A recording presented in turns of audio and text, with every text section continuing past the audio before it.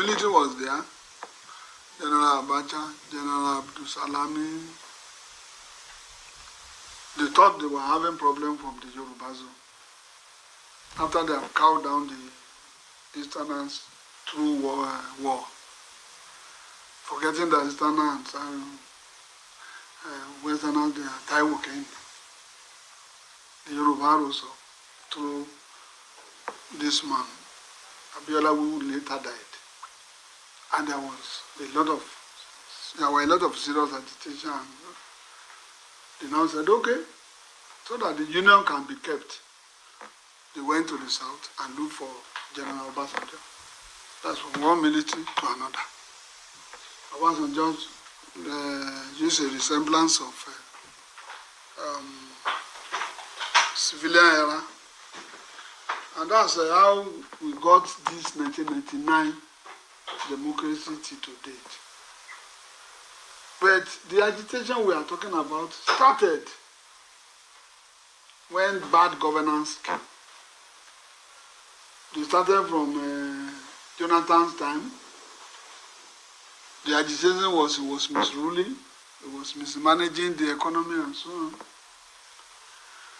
But he didn't talk about fundamental human rights being violated, which he was very mad about that. But because of insecurity, this same Boko Haram that was coming up and kidnapping of Chibok girls, they had the sympathy of the people.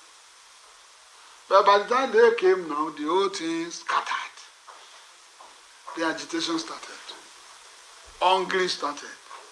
And when you have hungry, hunger, and many people they felt on concern that they are uncatered for.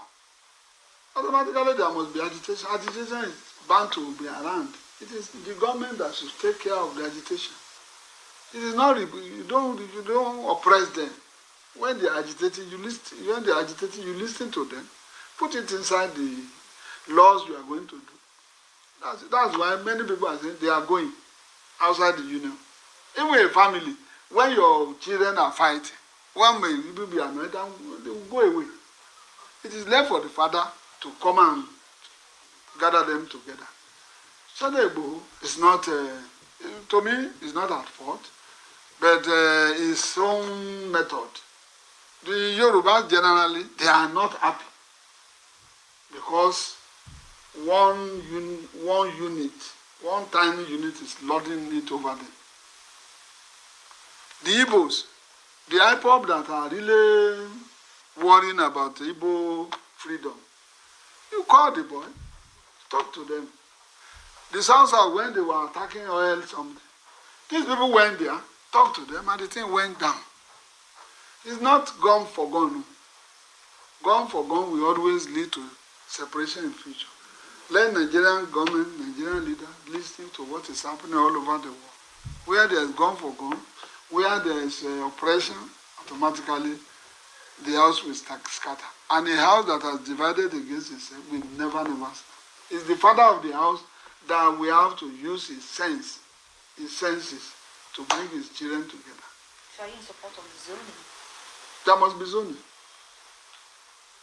There must be zoning. When they gave it to the South, they gave it to General Obasanjo, and Obasanjo took it.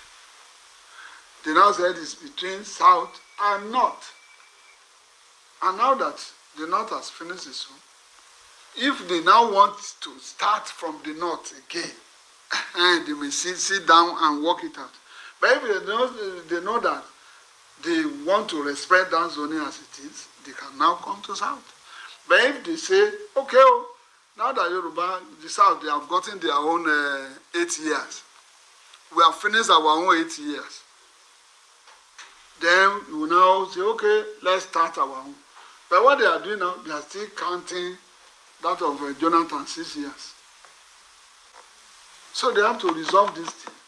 And God's so kind, PDP is zoning presidency to the North. While the other people are looking for their own from the South, but automatically they will go to the North. Chairman INEC committee yes, Kabiru Daya. brought the idea of transmission. Later, because of party policy, he voted against. So automatically, NCC knows that constitutionally it has no power. It has never been the constitution. INEC is the major owner of the electoral activities, not any other person. When you have put transmission, whether it is through national, will INEC come from defeat to refer to the Senate or National Assembly that will not be there? Automatically, all of us will be on defeat. It's just a foolish idea that NCC will control, will tell us where there's service or not, when you can even go inside your village and send a text, and if it will go to America or anywhere in the world. So automatically, INEC is in charge. Whatever method INEC wants to use, INEC said he has capability to transmit. Leave INEC alone. Constitutionally, if they go against that, it will be null and void. There's no constitution that we are an electoral law that we amend now that will go at variance with the constitution that will not fail. It will fail. Generally, this regime, the ministers and the chief executives are even more powerful than the villain. They do what they like. I'm telling you with all honesty, how many oversight functions have we not done? We have seen the whole thing. Forget about politics. This is Nigerian project. Many of these agencies or the leaders, you call them, they will not come. The highest they will do is to report to the leaders. And by the time you are not talking of Nigerian project, they introduce politics. And that is why you see the corruption that is so alarming. As regards what we are talking about, loan. If the loan we have been borrowing running to 40-something trillion now, for the part, they inherited, it is on record that they inherited only 1.6 trillion from Jonathan. Today we are talking about 41 trillion. What did we do with the money? By now, Nigerians should be swimming in prosperity. Rather, we are swimming in poverty. You are seeing people dying anyhow. The question now is that how much are we owing that we are using almost 4-5 trillion to service in a year? Let them come out and tell us. These are the questions we wanted to ask. And we're not, nobody will ask, nobody will call you. Because there's a cartel there now that must talk. I'm telling you with all honesty, the cartel must talk. But those people who have opposing view and they are from the masses, they will never call you. And you know, majority carries the day. And that's why you see, when a decision like that is always coming up, you see the place almost empty. Because when you talk, you just talk for nothing. But Nigerians they are dying. They are worse for it. When we want to talk about loan here and there, we make it a Nigerian project. What we are going to borrow that our children will suffer for, we have to talk about it. For what purposes are we using it? There are some war projects that are meant for few states. And those few states, do they have 2S? What of other states? What have we borrowed the money for? Where are the results? You don't borrow money to go and eat. You don't borrow money for ordinary survival. You borrow money to repay it. We are paying interest. That is, we are servicing interest.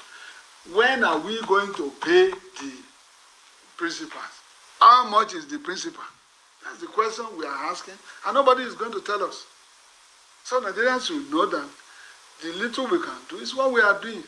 Whatever decision they are taking, it is Senate. Because the opposition will not be allowed. The only venue opposition can talk is to talk on either radio or television. That's what is happening. But at least enough of that borrowings. They should look inward into all the agencies that are collecting revenue. There are fraud there. There is corruption there. They are stealing a lot of money that will have been used to service the economy. We don't need to borrow money. There are a lot here. They are mentioning smuggling. I was even ashamed when I was alarmed when Controller General of Customs is still talking about smuggling. After 6 years of huge spending on anti-smuggling, that man should resign. Look at NPA. When that lady left the place, how much have they made since? In dollars and in pounds sterling. It's the same thing with Limesa. Many. It's the same thing to immigration. Immigration collects money on passports, it collects money on visas. Where is the money?